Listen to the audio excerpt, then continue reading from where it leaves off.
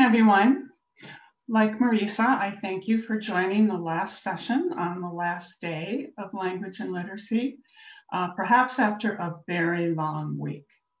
If we have not met before, I work with Marisa through Atlas, and I am the Literacy and STAR Coordinator.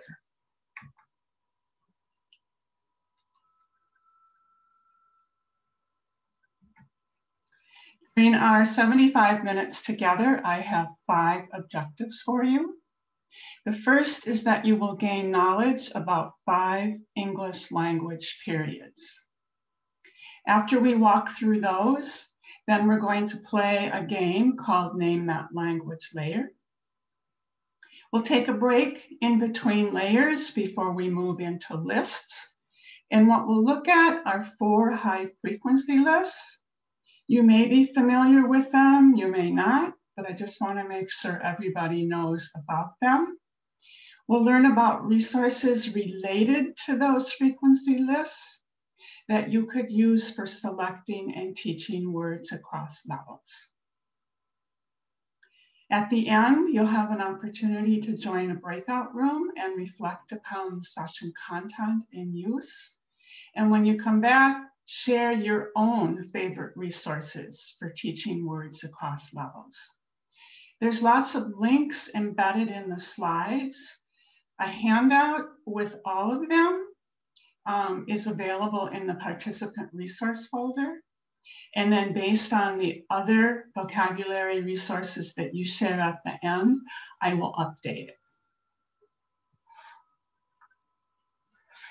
Before I begin, I want to ask you a question. As listeners, speakers, readers, and teachers of English, how would you describe the English language? What words or phrases would you use? And please put those into the chat box.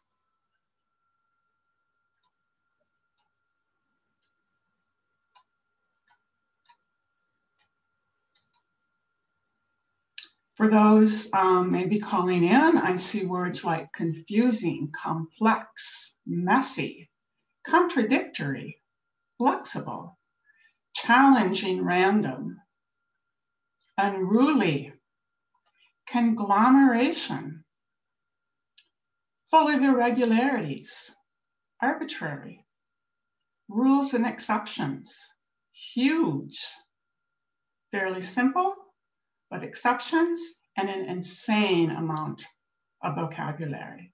A mix, nuanced, homologation, if I pronounce that right, fascinating, complex, multi-layer salad, full of choices. Interesting. I'm surprised no one said crazy. I've often heard that as a descriptor of the English language. Any others? Well, halfway through, after we talk about where words came from, if you put in a somewhat negative word, I hope that you will develop a more positive impression of English. Maybe even thinking, wow, what a rich language we speak and read and write.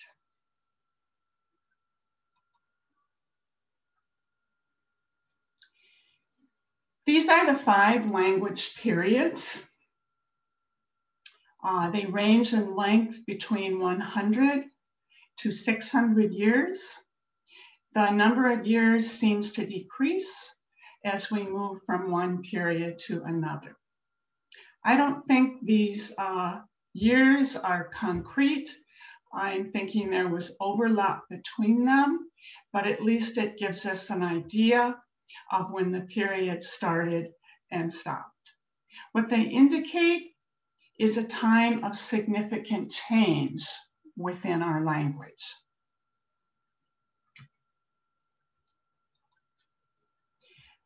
I want to be clear you understand I'm not a linguist, I'm not a historian, I'm not an English teacher. But throughout my life, even as a child, I've always been fascinated by words. Their many meanings, their pronunciations, their usage.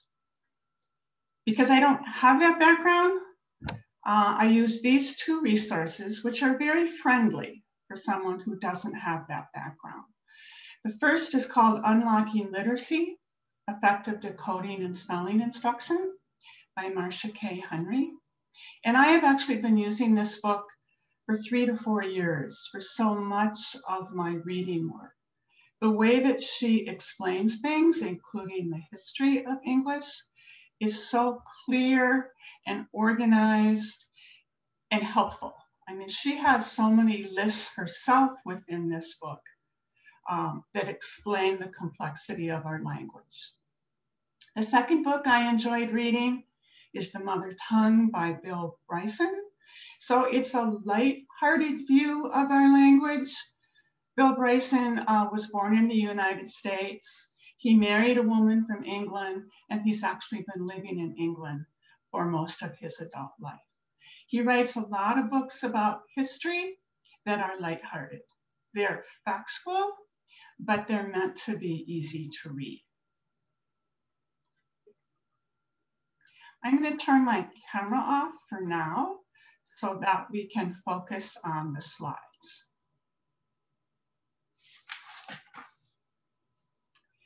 Old English began about 1,500 years ago.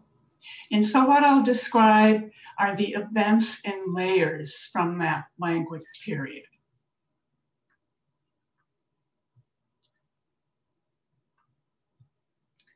The first event is that Anglo-Saxons and Jutes, all three of them being considered Germanic tribes, settled in England.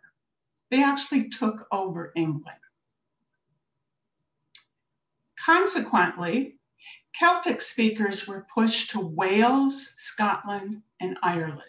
So they were pushed out of the country of England and into the other areas that became those countries.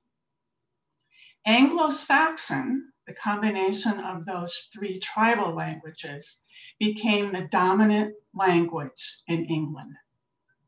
It's a very thick layer of our English language. It names simple words regarding the people encountered in everyday life, the objects and events of everyday life. So it's probably a big part of our conversational language. In 1878, Vikings, we know about them well, or Norsemen invaded England. They stayed for a while and left some words. They added a thinner layer to our language. Eventually, they were defeated and driven out by Alfred the Great. So here are two photos that give you a context for that first language period. We have an Anglo-Saxon village and a statue honoring Alfred the Great. He actually didn't live that long, but it might have been the normal lifespan during that early time period.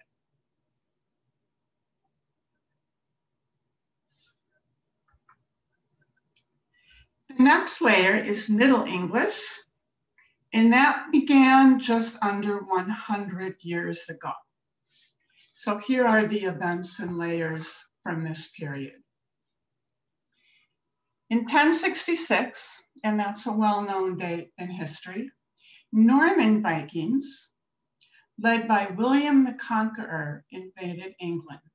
So they came over from France, and they brought Norman French with them.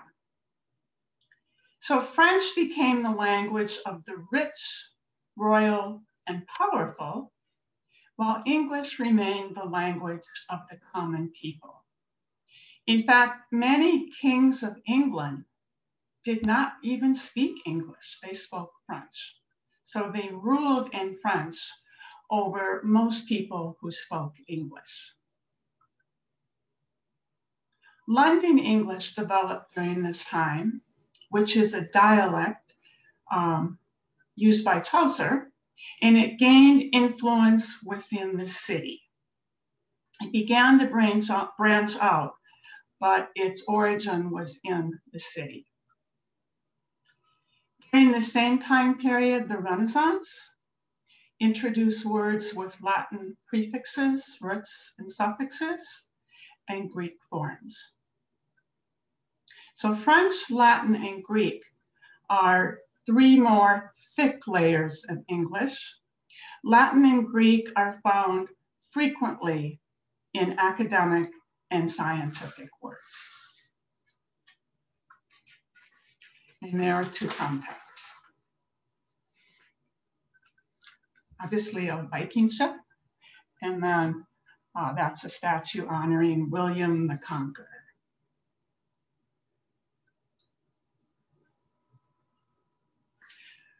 Early modern was just over 500 years ago. So a major event is that the long rule by France ended and a larger, broader English regained dominance in the country. A well-known artist during this time was Shakespeare. So he was contributing to the development of English literature and culture. And I found this very interesting, that he alone added 1,700 new words to the English language. And basically, he just made them up. If he didn't know of one that fit his need, he made it up. He's not a language layer, but he is a contributing layer. At this time, England began to explore the New World, our world, and colonized North America. As people immigrated to North America and settled in the 13 colonies, their new life and work added new words. So when they encountered new plants, new animals, new experiences, they gave them new words. And there are two contexts: Romeo and Juliet, and then the original 13 colonies.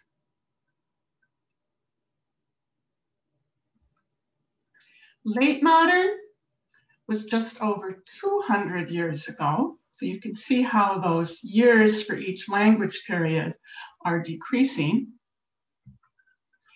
And the industrial age occurred during this time. So again, new machines, new technology added new words. Those new things needed to have a name.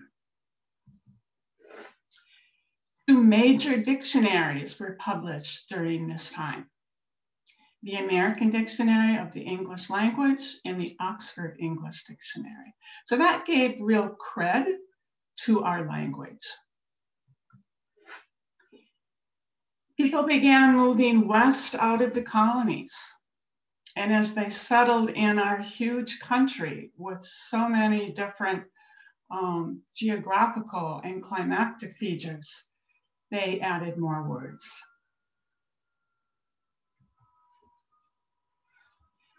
Immigration and international trade also brought in words from other cultures. In fact, Bryson talks about how English is one of the most welcoming languages. We easily and warmly welcome the addition of new words over our language periods, whereas other languages, such as Spanish or German or French, preferred to remain more pure.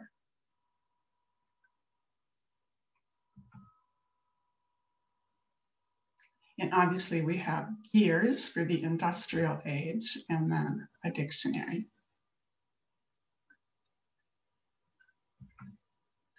World power was just 100 years ago. If you remember from the first slide, beginning in 1920. This period was before and after World War II, and it resulted in the United States achieving worldwide prestige for its military power. So we became considered one of the most powerful nations in the world. We also were leaders in communication and media, back then being radio, movies, television, and music. And so new words were created to identify all of those features of communication and media. I think we're all aware that the internet and technology have brought in even more new words. Although technology is not a language, sometimes it seems like it is a separate one to me. If we think back to those Anglo-Saxon times when things were very simple and basic, it's pretty amazing that over that rather short time period or set of periods, English has expanded across the world and is the language of academia and technology. And we're young. We speak a young language compared to other countries.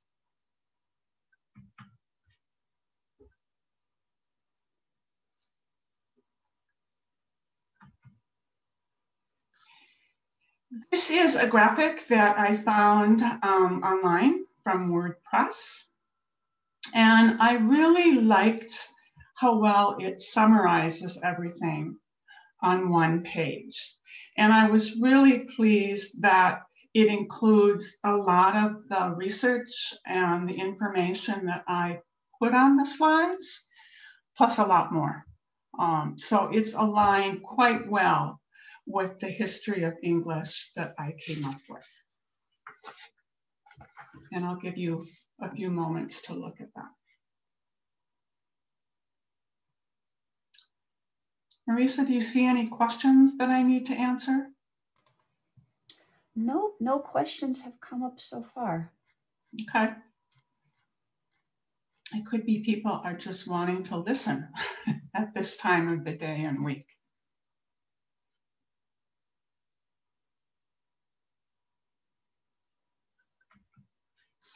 So in summary, where do new words come from? And this is based on a chapter from the Bryson book, Our Mother Tongue. As I said, we have been very willing to take in new words. So English willingly borrowed or adopted from other languages, or if you think about the events, they were forced into English. Many, many words, as I mentioned, have been created for a new purpose or context, especially as the United States expanded across North America. Two of my favorite are the words caboodle and cantankerous. Kind of old-fashioned words, but they still exist in our language. Quite interestingly, sometimes words entered English by error. Something was said, perhaps from another language or with an accent or from a dialect, and it was misunderstood, but repeated and eventually spelled. So an example of that is sweetheart, which became sweetheart in English. We also like to fuse single words into compounds. Compounds make up a lot of words in English. Gentleman, desktop, laptop. In fact, for another resource I developed, I brainstormed lists of compounds related to technology, and I easily came up with about 50 words, well beyond desktop and laptop. And then with help from Latin and Greek, many words are created by combining prefixes with roots or forms and suffixes. Two examples would be interruption, which is a tier 2 word, and microscopic, which would be subject specific, which would be more like a tier 3 word.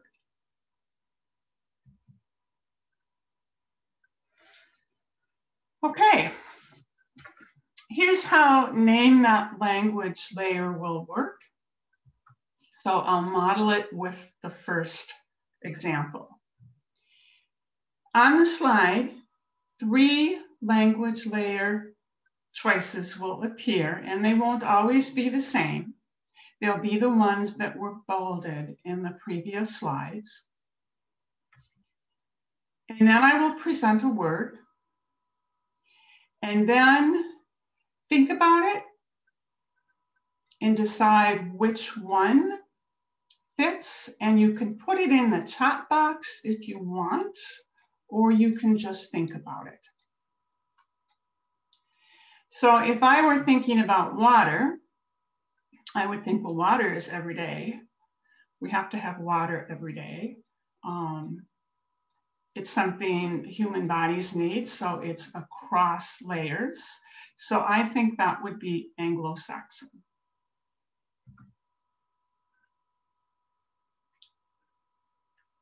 And then there's, yep, and then the answer comes up as a star. So I'm going to position my chat box, and we'll move to the next one where you can start to put your answers in the chat box if you want. I see everyone who did for number 1 was correct.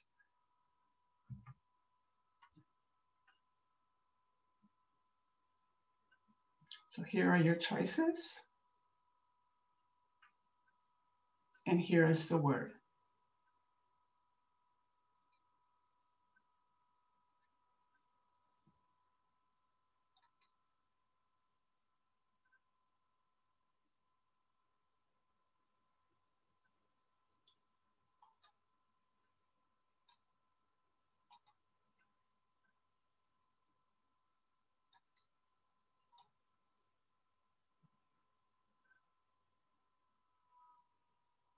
Excellent. I'm very impressed. Skull is originally from Norse. Okay, here's number 3 in your choices. And here's the word.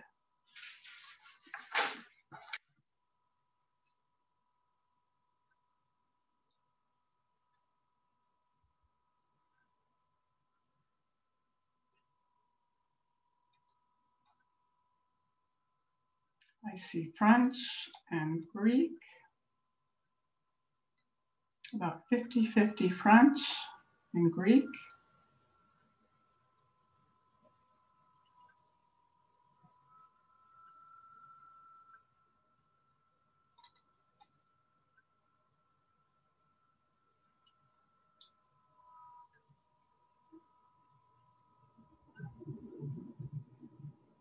And the correct answer is French, because it's a word for the rich, powerful, or royal.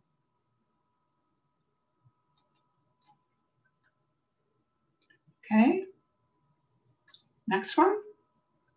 There are your choices. And there's the word.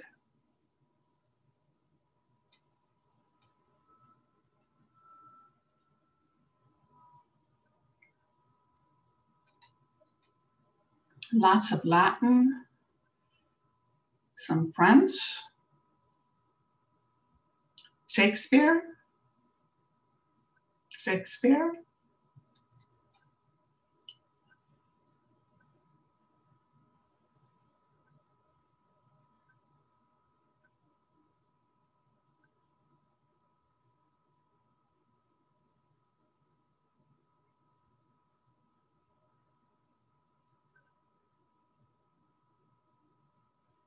Okay. Well done.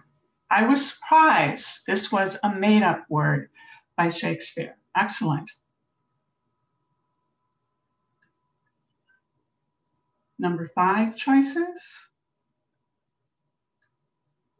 Number 5 word.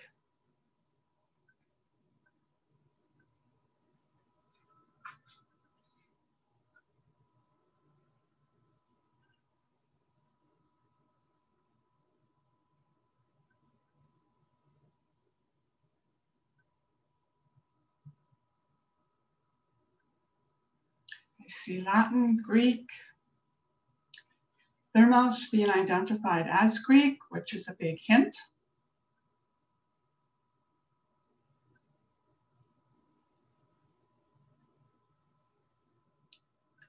And yes, Greek is correct. Thermo and meter are both Greek forms. So Greek words are created by combining 2 of those forms, and sometimes adding suffixes too. Choices for number 6 and the word.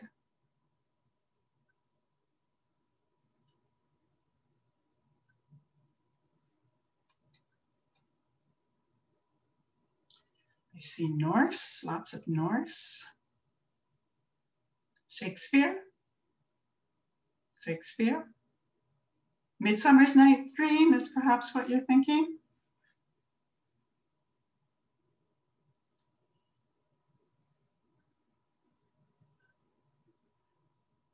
About 50 Shakespeare and 50 Norse, and the correct answer is Norse.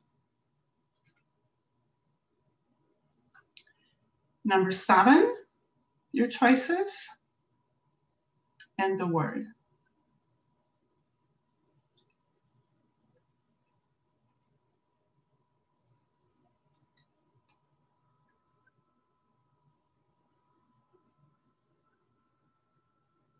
Anglo-Saxon, Anglo-Saxon.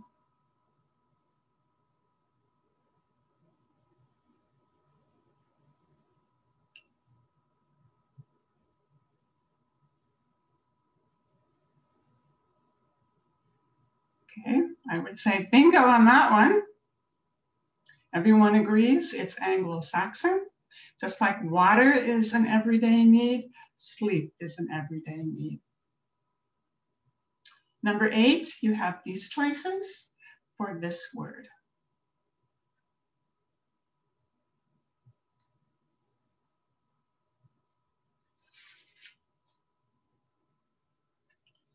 See a combination of Latin and French.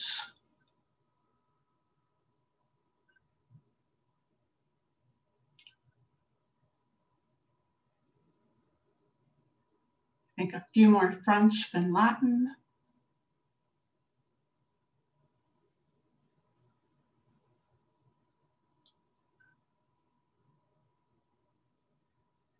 And French is the correct answer.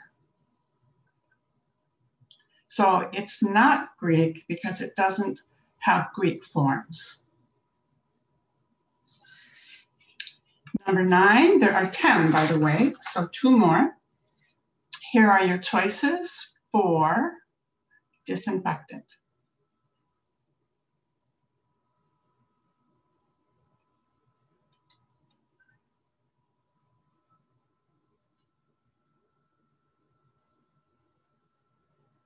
Lots of Latin,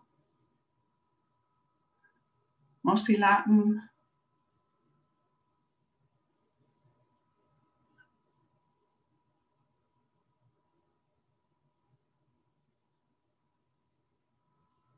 Bingo on that one too. So what we have is the root infect, maybe even fect is the root, and then we have prefixes and suffixes. So that's what makes it so academic, is the addition of those other morphemes. And the last one, your choices and the word.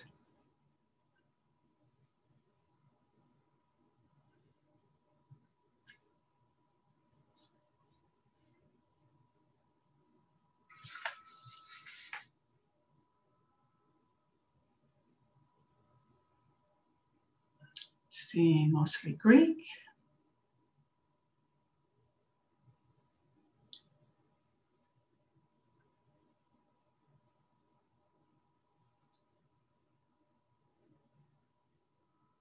few Latin, and it would be Greek. Photo and graph are both Greek forms that are combined into photograph. And the PH, excellent, Krista. Yes, that is a unique spelling sound for Greek. If you got all of them correct, would you put your name in the chat box? I'm just curious. I'm very impressed with how well everyone did.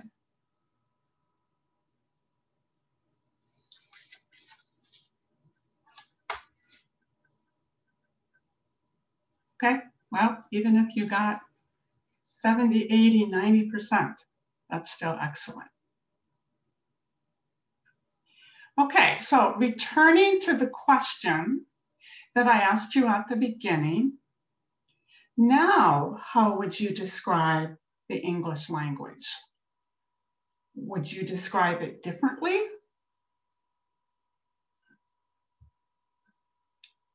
Put your same or different words in the chat box.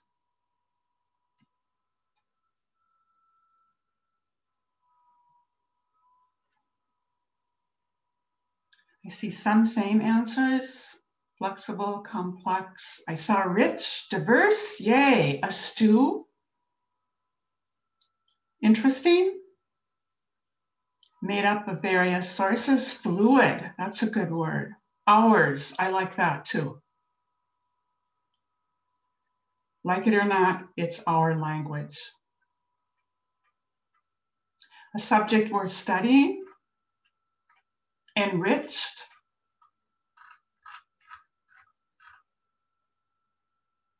Okay, thank you.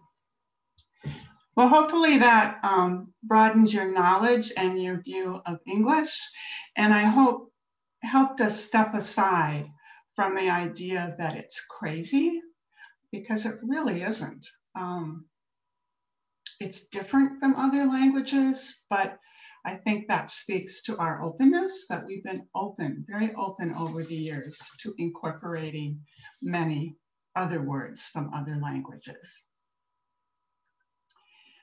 Well, we're about halfway through, and we'll shift to lists. So let's take a 3-minute, whatever you need to do break, and then we'll come back.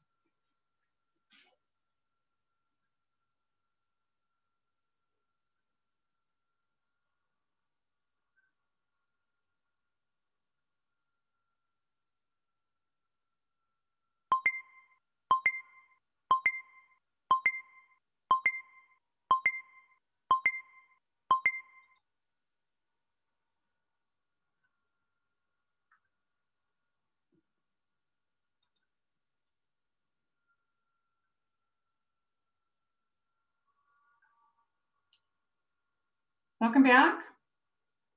Before we move on, I'm wondering if anyone would like to turn on their camera and their microphone and share what they know about the history of language or something interesting that could add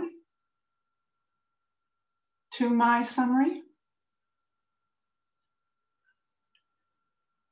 Marisa, how could they best do that? Raise their hand? They could just put their name in the chat box and we can ask them to unmute.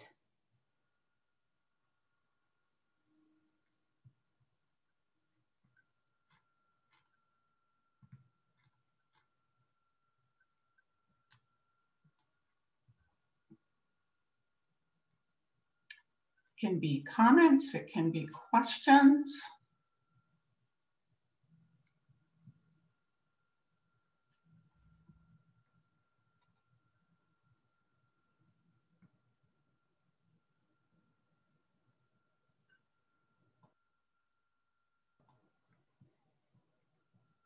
Looks like Rita says, saw a good movie, The Professor and the Madman, about creating the first dictionary.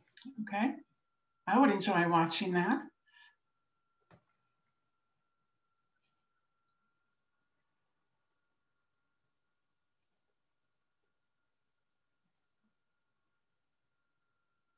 I see a comment from someone about differentiating between Latin and Greek.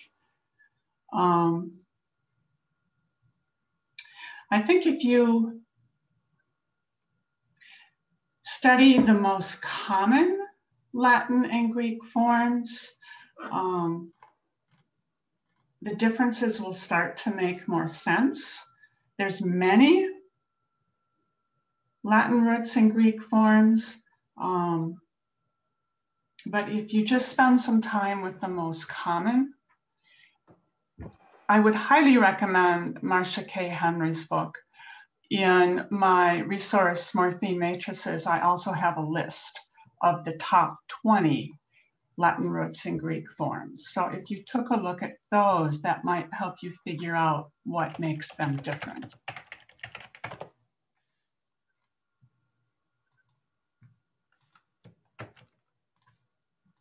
There's also a mention of John McWhorter's great courses. The library has them with some books about English and other languages. And there's a podcast about the history of English. If you can come up with that, Krista, you can send it to me if you don't have it today, and I can add it to the resource handout.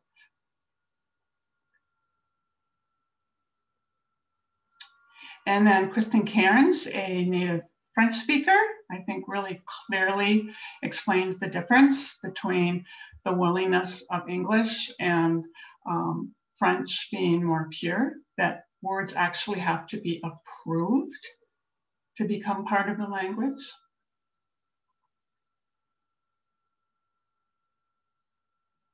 Another recommended book is Adam's Tongue. I like that title. The question, what is the most up-to-date language origin texts or resources? Well, I use Merriam-Webster online frequently, and that always tells me the origin. Whether it's the most up-to-date, I'm not sure, but it's certainly easy to work with. Okay, and the name of the podcast, it came to her, The History of English. And there it is, she has the link. So I'll be sure to add that to the resource list.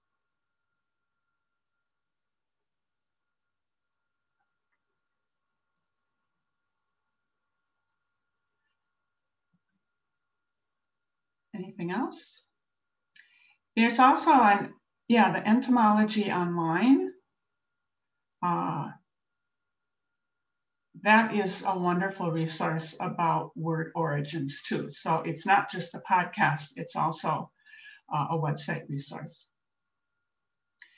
Shanna mentioned Science Diction, about stories that tell about the origins. That sounds interesting.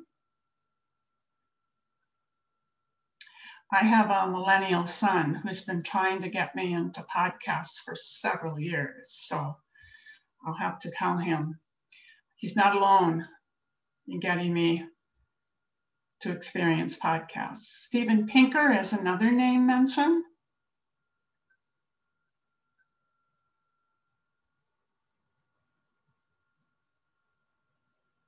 And then Marisa, like me, is kind of a word fanatic where she reads a dictionary about entomology for fun.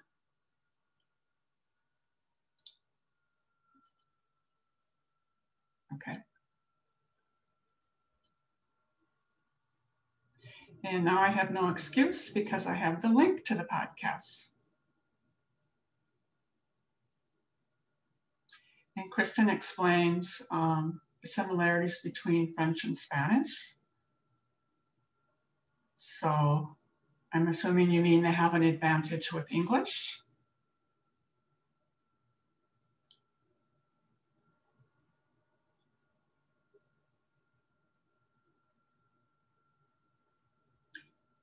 And the value of cognates,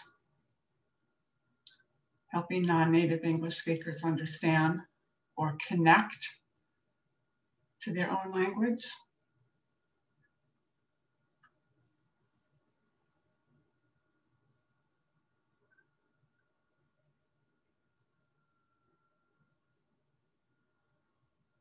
Okay, thank you.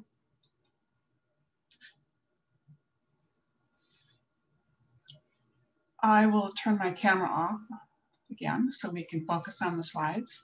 I want to clarify that by sharing lists with you, I'm not advocating that you teach with word list after word list, but rather use these high frequency lists to select words, because they will help you identify words used most commonly in spoken or written English. I think we all know we can't teach our students all the words they need to know. So we might need some help in picking out those that they will encounter more often. So those lists are meant for a teacher reference, not to be handed out to students, for guiding which words to teach in isolation, like before a reading, or within context.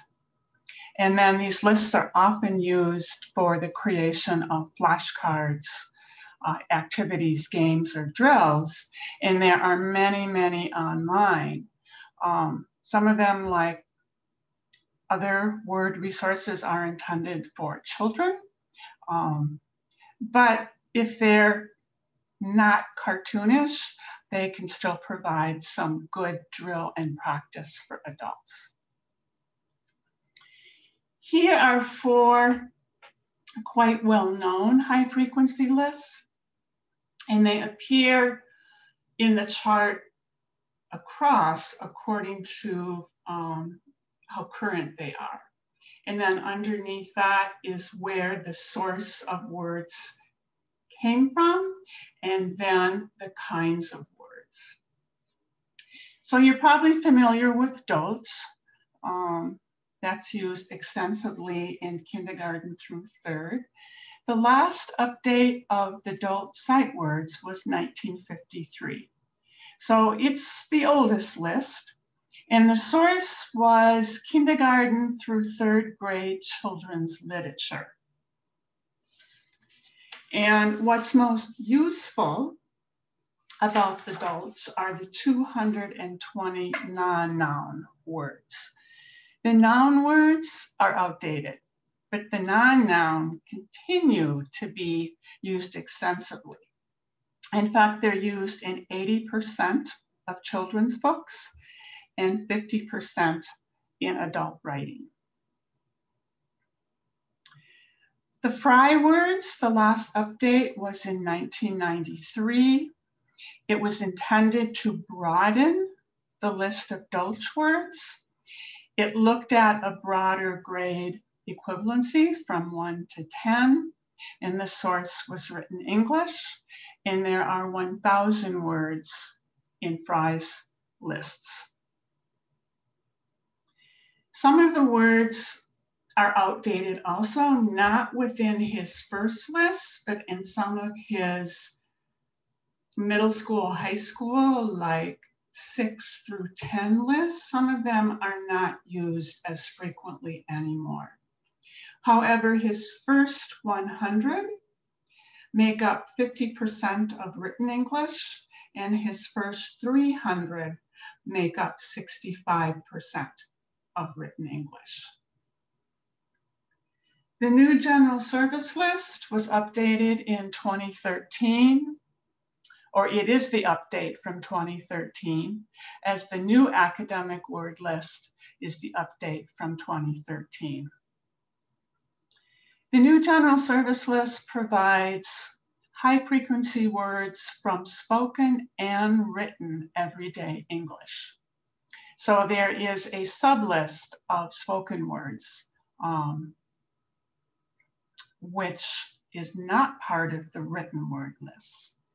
The total is 2,801 HeadWords, which means there's actually more words because of the word families connected to those HeadWords. So it's a very large list, the largest of the 4. I think we're more familiar with the academic word list. The source is spoken and written academic English, so discourse and written. There are 963 HeadWords, same as the General Service List, where with word families, there are actually many more. Here's an example of the kindergarten level of Dolch and the first grade level of Fry.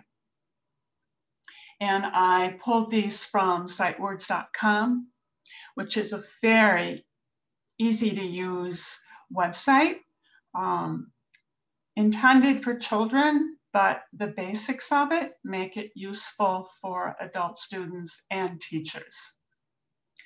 So you can see that at these early levels, they are mostly one syllable. Some are phonetic, they can be sounded out. Others are not, non-phonetic, and need to be memorized. Also available from that website are some flashcards, which were intended to be printed off and cut up and used for drill, but they could also be screen shared. And the arrow at the bottom shows the direction of reading them. So these are very, very simple words. These are the first 4, as a matter of fact. This is a sample from the new General Service List. So there are more 2 and 3 syllable words in this list. However, they are inclusive of what adults would be reading rather than children's literature. And this comes from a website at the top that offers not only the new general, but the academic word list, and then many, many resources. It's a little clumsy to navigate. You have to go to the left and look for the tools that drop down along the left. But if you're persistent, it has a lot in there. Remember, these are everyday words, words that are used frequently in our day-to-day lives. I'll give you a minute to look through.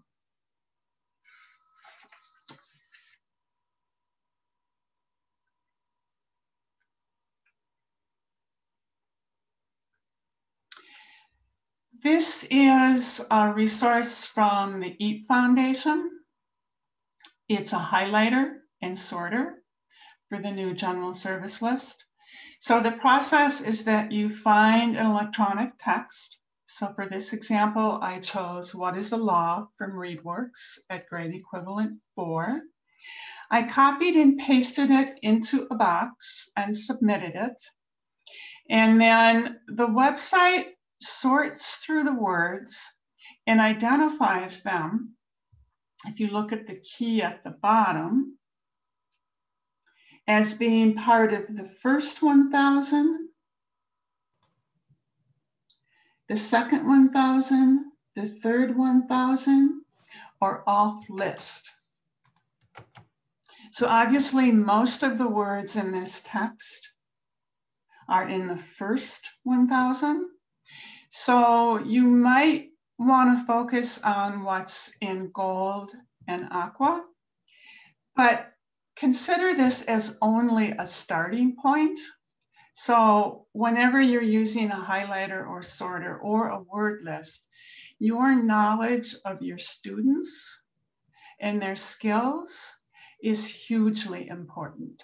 So I wouldn't go just by what this tells you, but it's another way of looking at texts, but always include what you know about your students or what you think they should know about words used in text. Any questions on that? There was one comment that the word better is off list, which is surprising. Yeah, I sometimes find the results puzzling, and I'll show you that with something I ran through the academic word highlighters and sorters. I'm not always in agreement when I've used this when training people.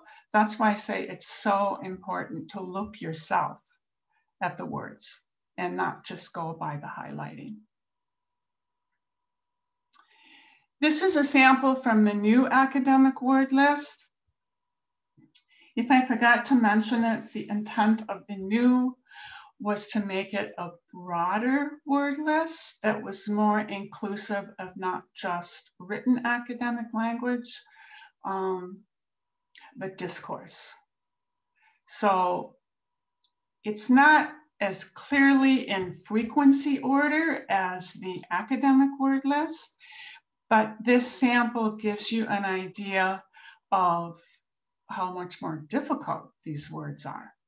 And these are not words from everyday language.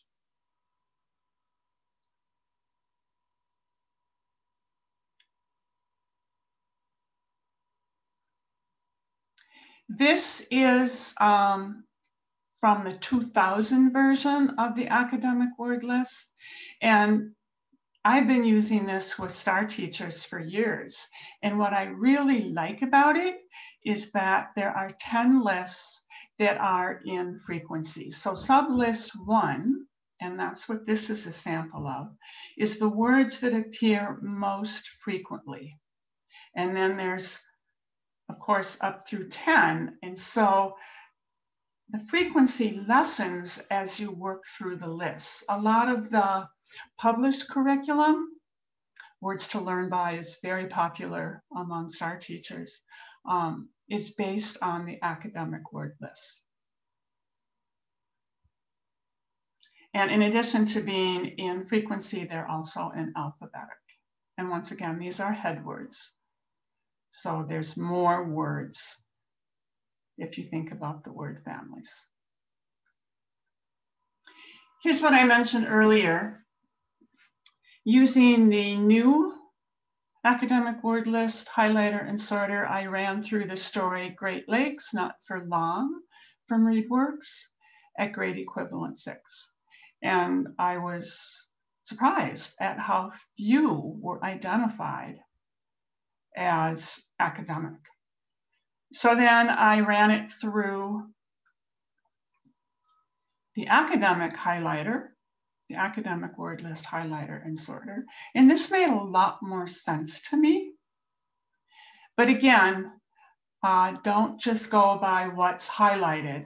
Also look at what your students need to know in order to understand what this passage is about.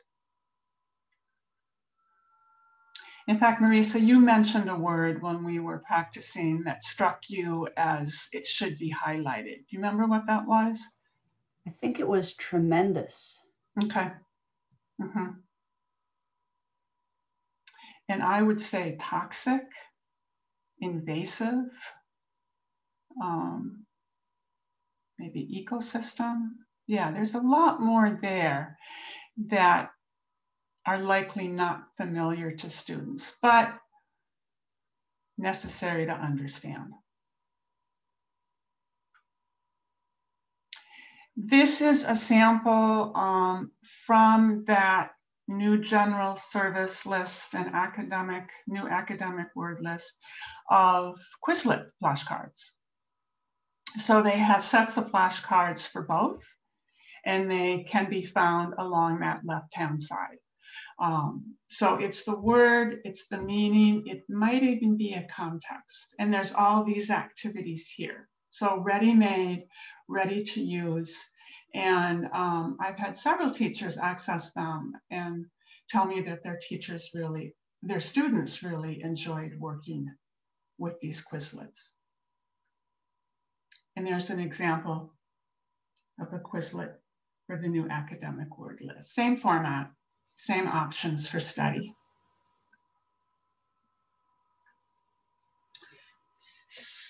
Okay, from the Atlas website, there's a lot available in terms of word lists.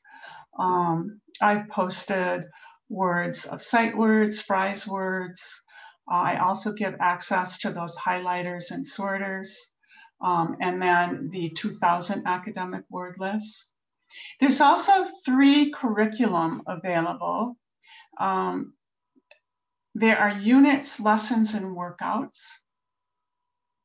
The units are based on 10 words a week, but also have some games. They're print-based. The lessons are based on 5 words a week, which is a better practice than 10 words a week, so students can learn them deeply. And recently, they were turned into Google Docs and Quizlet, so they can be screen shared now. There's the print version and the electronic version.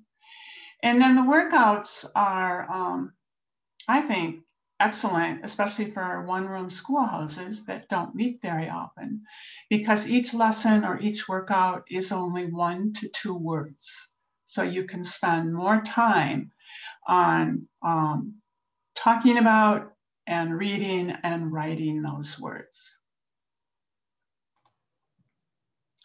And then the direct link is up there. Okay, I think we're right on time here. So what Marisa will do is put you into breakout groups. And the questions that I want you to talk about and answer are what session content or resources will be useful in your work, and what other vocabulary resources do you recommend? And then when we come back for the report outs, I'll ask that one person put in those recommended resources. And I will greatly appreciate those and then add them to that participant handout. Okay. So my final request is that any other recommended resources that came up during your breakout, if they are new and different, if one person would put them into the chat box so I have a record of what those are.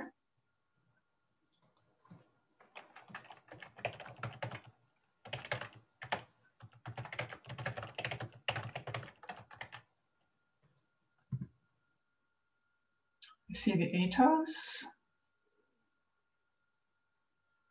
Okay, some beginning reading materials.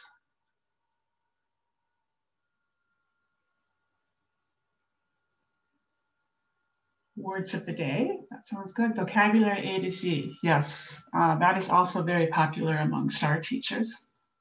Free rice.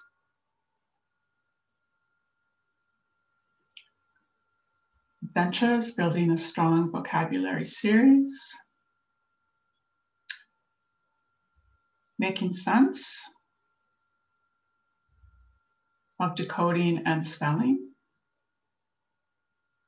And yes, someone asked about the Appalachian University, and those are the ones that have been made into Google Docs and Quizlets. So I believe Jeff Gumas was involved in that project too. Focus on vocabulary, Townsend Press. Okay. I remember those from the early days of STAR, the Townsend Press books.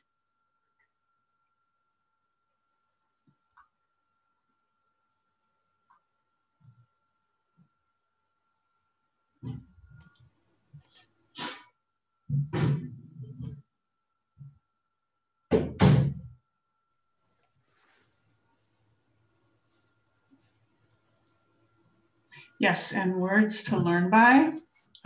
We've been handing that out to STAR teachers for years, and it's a big favorite. In fact, teachers might get a little fatigued of it themselves, and they try something else for a while, and then their students actually request, can we go back to Words to Learn By?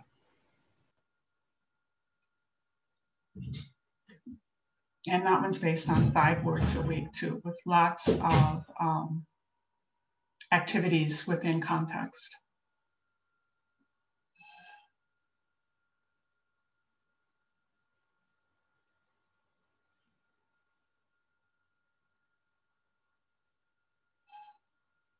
Sometimes it's referred to as words to live by, which always makes me smile.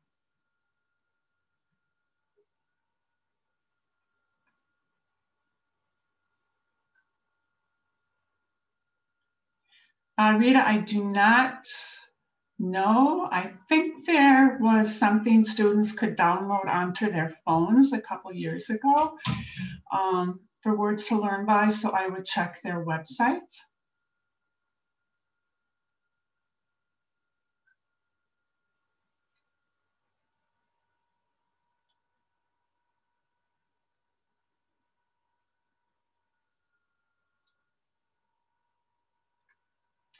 Okay, well, I'll stick around and make sure that I, oh, Penny says the app to Words to Learn By is not active anymore. So I'll stick around and make sure I address anything in the chat, but thank you for attending and staying and participating. And if you have any questions in the future, you can email me and I'd be happy to answer them. Yes, thanks everyone. We can stick around for a little bit if you'd like to unmute and ask Marn any questions. I did put, and I'll put it one more time, the link to the flyer. Just a reminder that at the end of that flyer, at the last page, is where you'll find the links to fill out the evaluations, and you'll be able to download your CEUs on the thank you page.